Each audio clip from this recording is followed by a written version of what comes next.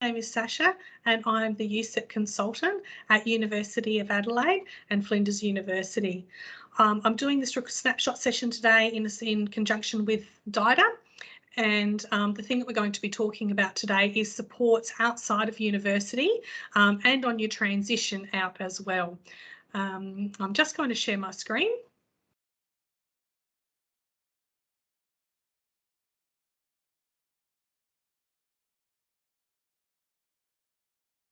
So today, firstly, I'd like to acknowledge that the land we meet on today is the traditional lands of the Kaurna people and that we respect their spiritual relationship with their country.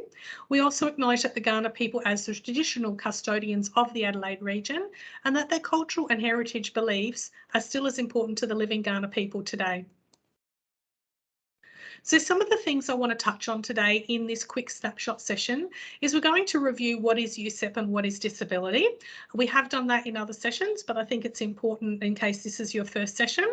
And different types of support. So things like DES, NDIS and job access, and also other supports around just as you as a person. So, and what you can do now, and also contacting me through USEP program.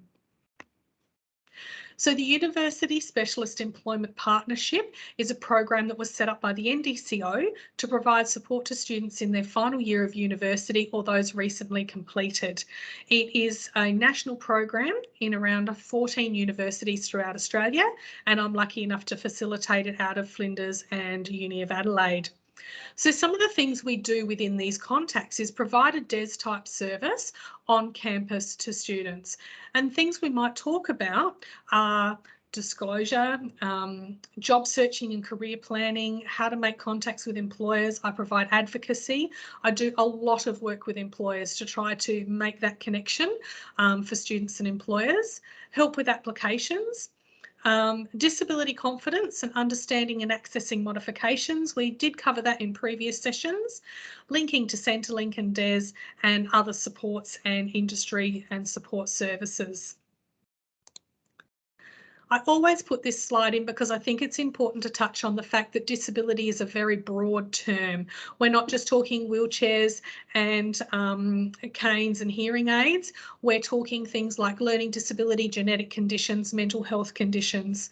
So unlike your access plan at university where you need formal medical verification, you don't need medical verification to come and talk to me.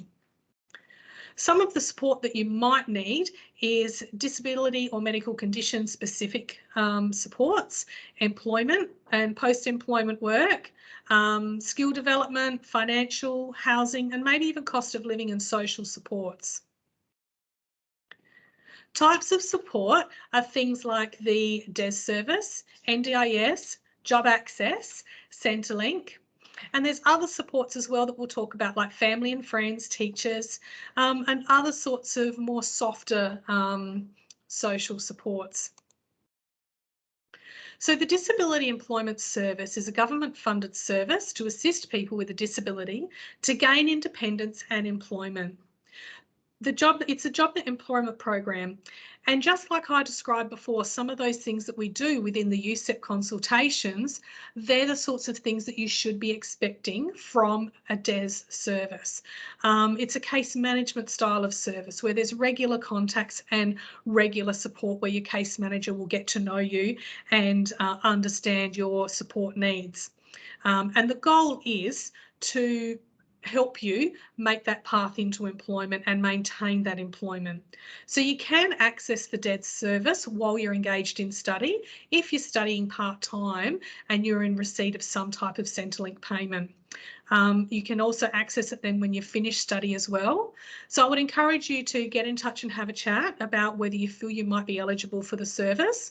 And even for those people who are not in their final year, you're more than welcome to get in touch and we can see what services might be best for you if I can't support you under this program. There's a little bit here about the DES eligibility.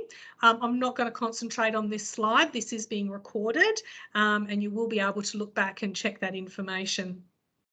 Different ways that you can find a provider. This is the main way. So I've got the link there, and this is the screen that will come up. And you can put in DMS or ESS for a provider close by to you. One of the things I always talk to students about in my consultations is questions to ask your DES provider about how they are going to support you and what's relevant to you and what are the expectations. A lot of DES providers don't specialise in graduate employment. So that is one question that I would specifically ask. At Community Bridging Services, because we are heavily involved in this program, this is a high priority for us, and I can talk to you more about that and how it might be able to support you. I'm going to move on to the NDIS. So the NDIS is Australia's national scheme to support people with a disability, providing funding. Many people don't think they meet the criteria for NDIS, so just never apply. I would recommend that you follow this up. A lot of people say my disability is not severe enough, or it won't get recognised, and I think it doesn't hurt to ask the question. What happens is that you submit a request, and then a plan is submitted which stipulates what funding you have available for what sorts of services. And these plans are based on your goals and your needs to move forward. It is your choice as to what services you use. It is very much consumer operated, so that's really important to know, that you do have a lot of choice within the program. Here's a link to the NDIS, and also just the steps of actually going through an NDIS application. So I'm more than happy to talk to people about that. And one thing that I do quite often help people with is the pre-planning. So what are they going to ask for, and how are they going to plan for that meeting when they meet with the NDIS? Job Access is another service that we use regularly, and again there's a link there. It's a government program that funds and assists workers with adjustments that they need at work because of their disability. So we can talk about what sort of adjustments you might think might be helpful to you, and how you might be able to access them, and whether it is a request that is doable through the Job Access program. So it's not just about providing equipment and modifications, it's also information that they provide, and they also do workplace and functional assessments. The items that you get can be owned by the employer or by yourself as the employee, and they also have a lot of information on NDIS as well. Other government supports might be things like Services Australia, Centrelink, and also Fair Work Australia.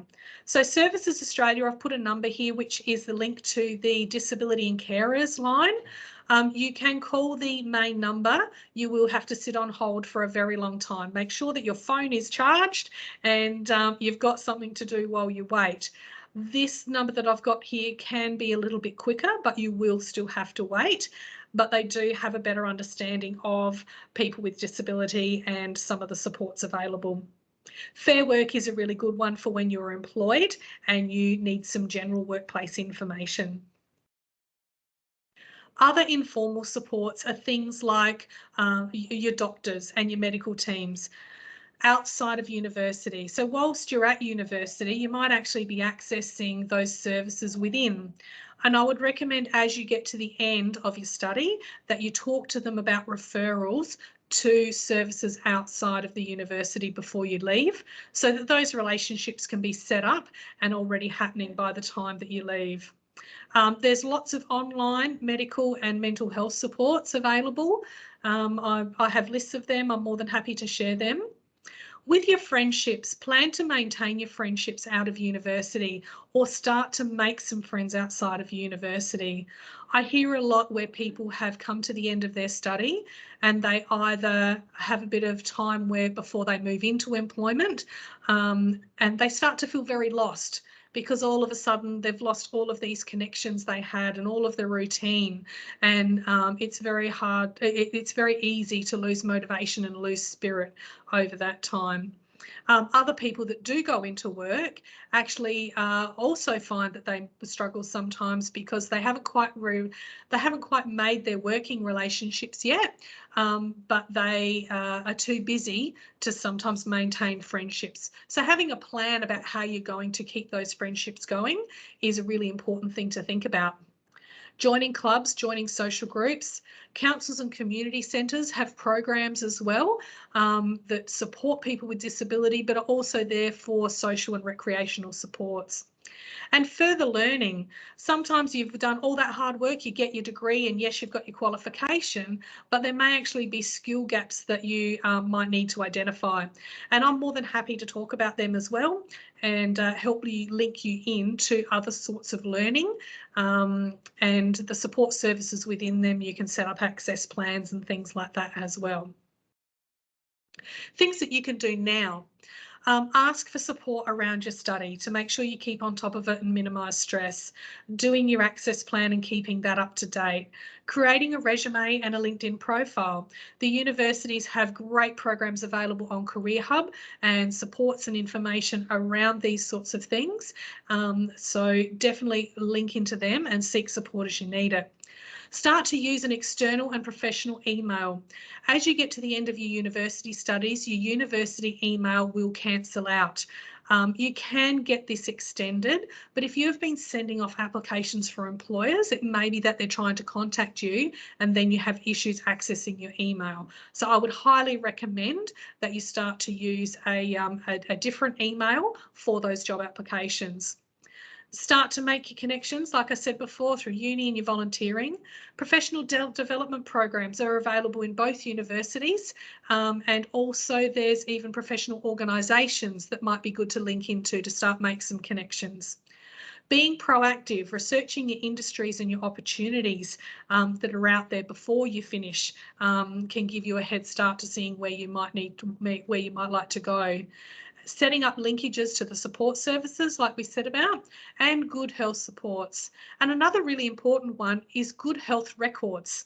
Young people, a lot of times the parents are maintaining the health records, and I see a lot of people you know, in their late 20s on, where they don't have very good medical records or very good organisation around their medical records. And that can be very important when you're wanting to access services in the future. And just creating a community around you. Here's some other links. Again, I'm not spending much time on this, but yeah, a little bit there to explore. CBS here is the organisation that I work for outside of the university, and that is they are a disability employment provider and have lots of good stuff there. Most importantly, ask for help. Lots of people are around to help you out. Acting early is a really smart thing to do, but it's also never too late. So always ways to connect into people and supports. There's my contact details. You're more than welcome to contact me directly, and Community Bridging Services number if you would rather talk to somebody about the DES service directly. You can book directly with me through Career Hub. We have identified a few glitches in the system of late, so if you are having difficulties, please make contact either in person or by phone, and we will get you an appointment as soon as possible. And I've also got the phone numbers there for both of the universities. So I really want to thank you for your time today, and you know, thank you very much for listening in, and hopefully there's a lot of information there that you're either intrigued about and you want to know more about, or it's helped answer a few questions that have come up. So I look forward to seeing you or having a chat to you, and yeah, I hope you have a great day. Thank you so much.